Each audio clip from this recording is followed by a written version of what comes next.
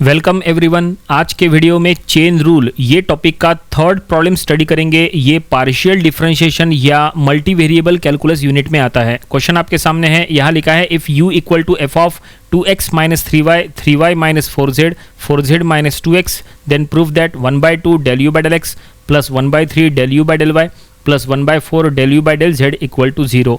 तो चलो हम ये प्रॉब्लम सॉल्व करेंगे। प्रॉब्लम सॉल्व करने का टेक्निक बिल्कुल वैसा ही रहेगा जैसा हमने इसके पहले के प्रॉब्लम्स में यूज़ किए थे। सबसे पहले जो गिवन दिया हुआ है वो हम यहाँ एज इट इज़ लिख लेंगे। क्या दिया है? u equal to F of, और ये जो ब्रैकेट के अंदर जो है इसमें 3 इक्वेशंस है। हम क्या करेंगे, इनिशियली ये तीनों इक्वेशंस को कोई दूसरे फंक्शन से असाइन करेंगे। पहले को असाइन करेंगे r से, दूसरे को s से और तीसरे को t से। तो हम यहाँ पे ऐसा लिख सकते हैं, now u is equal to F of R S T, ये ऐसा हो जाएगा। ठीक है, वेयर r क्या है, s क्या है, t क्या है वो मेंशन करना पड़ेगा। So r is there 2x minus 3y, s is there 3y minus 4z and t is there 4z minus 2x।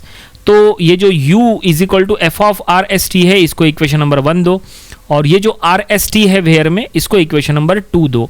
अब ये इक्वेशन नंबर 1 और 2 देख के आपको क्या समझ में आता है? तो इक्वेशन नंबर 1 देख के समझ में आता है कि u is a function of R S T, and equation number 2 देख के हमें समझ में आता है कि आर एस टी is a function of X Y Z. Equal to के लेफ्ट साइड में हमेशा फंक्शन होता है और राइट साइड में हमेशा वेरिएबल होता है।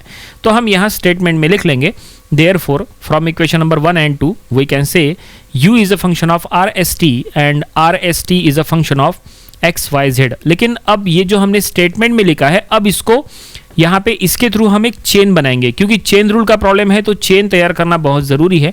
तो यहाँ देखो हम चेन बना रहे हैं, u arrow rst arrow xyz। It means यहाँ पे u is a function of rst and rst is a function of xyz। इसे कहते हैं चेन। ये चेन फिलहाल ये चेन को हम इक्वेशन नंबर ए कहेंगे, और जो ये चेन के लिए जो हमने स्टेटमेंट यूज़ किया था वो ये था। अब आपको क्या करना है, ये चेन में चेन रूल अप्लाई करना है। अब चेन रूल कैसे अप्लाई करेंगे, देखो लेफ्ट साइड में एक फंक्शन है u और राइट साइड में 3 वेरिएबल है एक्स वाई जेड। इसका मतलब हम यहाँ पे 3 बार चेन रूल अप्लाई कर सकते हैं। तो फर्स्ट टाइम जब अप्लाई करेंगे तो u से डायरेक्टली x के तरफ जाएंगे, तो हम यहाँ लिख लेंगे देयरफॉर बाय चेन रूल। तो u से डायरेक्टली x के तरफ जाएंगे तो हम लिख लेंगे del u by del x। अब इसको स्टेप वाइज चलो, u से r एंड r से x ऐसा जाएंगे। ठीक है, तो u से r गए तो del u by del r, and r से x गए तो del r by del x। ठीक है, और फिर u से s एंड s से x। ठीक है, और ये स्टेप वाइज चल रहे हैं, del u by del s into del s by del x। और फिर नेक्स्ट u से t एंड t से x। आपको फाइनली x तक पहुंचना है, तो x तक पहुंचने के लिए हमने RST का यूज़ किया है। तो ये फाइनली हमने first time chain rule apply की है। चलो अब second time chain rule apply करेंगे। Second time chain rule apply करते समय आपको u से डायरेक्टली y के तरफ जाना है, तो हो जाएगा del u by del y, और पूरा इक्वेशन सेम रहेगा, बस जहाँ जहाँ पे x है वहाँ पे आपको y रिप्लेस करना है। ठीक है, और अब थर्ड टाइम हम चेन रूल अप्लाई कर रहे हैं, क्योंकि हमने कहा था कि राइट साइड में 3 वेरिएबल है, इसका मतलब 3 बार चेन रूल अप्लाई होगा। तो अब यहाँ पे del u by del z का इक्वेशन बनेगा। सभी जगह जहाँ पे y था अब उसको रिप्लेस करो बाय z। तो ये देखिए फाइनली हमने चेन में चेन रूल अप्लाई किए 3 बार, और यहाँ पे 3 इक्वेशंस हमने बना दिए। ये तीनों इक्वेशंस को हम इक्वेशन नंबर बी कहेंगे, क्योंकि ये सभी का वैल्यू अब हमें फाइंड आउट करना है। अब ये कहाँ से मिलने वाला है, तो जो RST है ना वहां से मिलने वाला है। तो चलो हम अब RST यहाँ पे ले लेंगे। So now r is there क्या था, 2x minus 3y, s is there क्या था, 3y minus 4z, and t is there वो था 4z माइनस 2x। अब क्या करो, ये तीनों को x y z के रिस्पेक्ट में पार्शियली डिफरेंशिएट करो। तो देखो r को x के रिस्पेक्ट में पार्शियली डिफरेंशिएट करेंगे तो मिला 2, s को x के रिस्पेक्ट में डिफरेंशिएट करने को जाएंगे तो 0 क्योंकि वहाँ x नहीं है, और t को x के रिस्पेक्ट में डिफरेंशिएट करेंगे तो -2। उसके बाद r को y के रिस्पेक्ट में डिफरेंशिएट करो तो -3 आएगा, s को y के रिस्पेक्ट में डिफरेंशिएट करेंगे तो आपको 3 मिलेगा, एंड t को y के रिस्पेक्ट में डिफरेंशिएट करेंगे तो 0 मिलेगा क्योंकि वहाँ पे y नहीं है। उसके बाद तीनों को z के रिस्पेक्ट में डिफरेंशिएट करेंगे। तो इस तरह से आपको सभी का वैल्यू आपको फाइंड आउट करना है, del r by del x। ठीक है ना, del r by del y, del r by del z, del s by del x, del y del z, इस तरह से। ठीक है, तो हमने तीनों को हमने एक्स वाई जेड के रिस्पेक्ट में डिफरेंशिएट कर लिए। अब हमें जो भी यहाँ पे वैल्यूज मिली है उन सभी वैल्यूज को इक्वेशन नंबर बी में पुट करो। इक्वेशन नंबर बी का जो पहला इक्वेशन है, चलो अब उसको लेंगे। इक्वेशन नंबर बी का पहला इक्वेशन क्या है? Del you by del X वाला इक्वेशन है।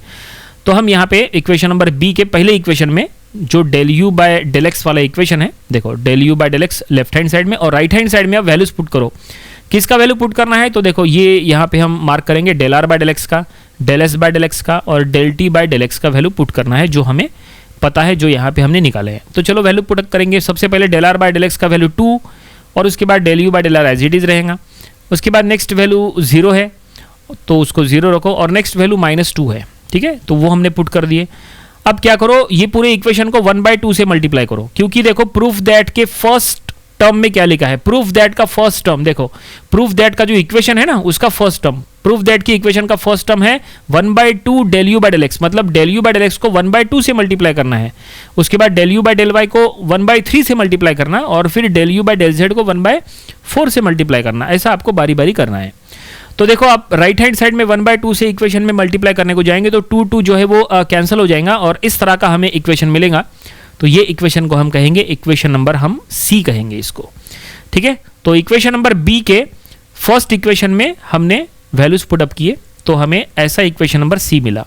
अब क्या करो, अब इक्वेशन नंबर बी के सेकंड इक्वेशन में सभी का वैल्यू पुट करो। इक्वेशन नंबर बी का सेकंड वैल्यू क्या है, देखो थोड़ा सा ऊपर ले लिए हमने क्योंकि काफ़ी ये लंबा जाएगा। सो इक्वेशन नंबर बी का सेकंड इक्वेशन जो है वो del you by del Y का है। तो चलो del you by del Y वाले इक्वेशन में हम पुट करेंगे। सो हम यहाँ पे लिख लेंगे that is equation number B implies. Values put up करने के बाद आपको फिर से एक इक्वेशन मिलेंगी, ठीक है। तो हम यहाँ पे लिखेंगे left hand side del you by del Y, right hand side में किस किस का वैल्यू पुट करना है ज़रा यहाँ पे मार्क कर लेंगे, del R by del Y, del S by del Y and del T by del Y का वैल्यू पुट करेंगे। तो देखो वैल्यूज पुट अप करने के बाद ये क्या आता है, -3 इंटू यहाँ पे del you by del R, then आएगा 3 इंटू यहाँ पे del you by del S और नेक्स्ट टर्म 0 हो जाएगा क्योंकि del T by del Y 0 है। और अब क्या करो, ये इक्वेशन को 1/3 से मल्टीप्लाई करो। जैसा हमने कहा था प्रूफ दैट में जो इक्वेशन है उसका सेकंड टर्म में 1/3 है, तो ये इक्वेशन को 1/3 से मल्टीप्लाई करेंगे तो राइट हैंड साइड में जहाँ जहाँ 3 है वो कैंसिल हो जाएगा और ऐसा एक इक्वेशन मिलेगा। ये इक्वेशन को हम कहेंगे इक्वेशन नंबर डी, ठीक है। तो फाइनली हमें इक्वेशन नंबर सी और डी ऐसी 2 इक्वेशंस मिली। एक और इक्वेशन हमें चाहिए, उसके लिए इक्वेशन बी के थर्ड इक्वेशन में सभी का वैल्यू पुट करो। इक्वेशन नंबर बी का थर्ड इक्वेशन वो है del you by del Z का इक्वेशन। तो देखो हम यहाँ लिख रहे हैं equation number B implies del you by del Z is equal to, तो यहाँ पे किस किस का वैल्यू पुट करना है, del R by del Z, del S by del Z और del T by del Z का वैल्यू पुट करना है। तो देखिए अब हम पुट कर रहे हैं, तो पहला वैल्यू 0 है, उसके बाद next value -4 into del you by del S और नेक्स्ट वैल्यू है 4 इंटू डेल यू बाय यहाँ पे डेल टी। अब क्या करो, ये पूरे इक्वेशन को 1/4 से मल्टीप्लाई करो। जैसा हमने कहा था प्रूफ दैट के अकॉर्डिंग हम सॉल्व कर रहे हैं। तो 1/4 से मल्टीप्लाई करेंगे तो राइट हैंड साइड में जहाँ जहाँ पे 4 है वो कैंसिल हो जाएगा और फाइनली ये इक्वेशन हमें मिला है। हम ये इक्वेशन को इक्वेशन नंबर ई कहेंगे। अब क्या करना है, अब ये equation number C, D and E ये तीनों को ऐड करना है, तो उससे आपको प्रूफ दैट का लेफ्ट हैंड साइड इक्वेशन मिल जाएगा। देखो प्रूफ दैट को अगर हम चेक करेंगे तो प्रूफ दैट के इक्वेशन के लेफ्ट हैंड साइड में क्या लिखा है, देखो ये देखो यहाँ पे बता रहे लेफ्ट हैंड साइड में 1/2 del you by del X plus 1/3 del you by del Y plus 1/3 del you by del Z है, ठीक है ना, प्रूफ दैट का इक्वेशन का लेफ्ट हैंड साइड। तो इसके लिए आपको ये equation number C, D, E को ऐड करना पड़ेगा, उसके सिवाय कोई ऑप्शन नहीं है। तो चलो हम यहाँ लिख लेंगे now add equation number C, D and E. तो इक्वेशन नंबर सी का लेफ्ट हैंड साइड, तीनों का लेफ्ट हैंड साइड ऐड करो प्लस तीनों का इज इक्वल टू तीनों का राइट हैंड साइड ऐड करो। तो लेफ्ट हैंड साइड में होगा 1/2 del you by del X plus 1/3 del you by del Y plus 1/4 del you by del Z. तो फाइनली हमें प्रूफ दैट का लेफ्ट हैंड साइड मिल चुका है। अब देखो तीनों equation number C, D, E का राइट हैंड साइड हम यहाँ पे ऐड कर रहे हैं। So del you by del are minus del you by del T minus del you by del R plus del you by del S और फिर minus del you by del S plus del you by del T. तो ये हमने यहाँ put किया है। अब left hand side में कुछ नहीं करना है, जो भी सॉल्व करना है राइट हैंड साइड में सॉल्व करना है। तो अगर आप प्रॉपर्ली चेक करेंगे राइट हैंड साइड में सभी टर्म्स यहाँ पे कैंसिल होंगी। Del you by del are minus del you by del r है, del you by del t भी प्लस माइनस है और del you by del s भी प्लस माइनस है, सभी टर्म कट चुकी है और आपको मिल जाएगा 0 और यही हमारा RHS है। जो प्रूफ करने के लिए कहा था वो हमने ये प्रूफ कर लिया है। तो लेफ्ट हैंड साइड हम यहाँ लिख लेंगे 1/2 del u by del x plus 1/3 del u by del y plus 1/4 del u by del z equal to 0। Hence prove ये हमने लिख लिया है और फाइनली प्रॉब्लम यहीं पे कंप्लीट हो गया। उम्मीद करते हैं कि ये प्रॉब्लम आपको समझ में आया होगा। ये इंपॉर्टेंट प्रॉब्लम था, ऑलरेडी इसके पहले 2-3 बार एग्जाम में आ चुका है, तो ये प्रॉब्लम की आपको प्रैक्टिस ज़रूर करके देखना चाहिए। ऐसे प्रॉब्लम्स अगर आप सॉल्व करोगे तो एग्जाम में आसानी से ये सॉल्व हो जाएगा।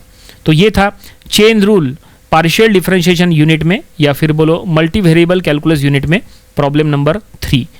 तो आज के वीडियो में इतना ही। इसके पहले के सभी वीडियोस देखने के लिए हमारे चैनल को विजिट करो। मिलते हैं अगले वीडियो में।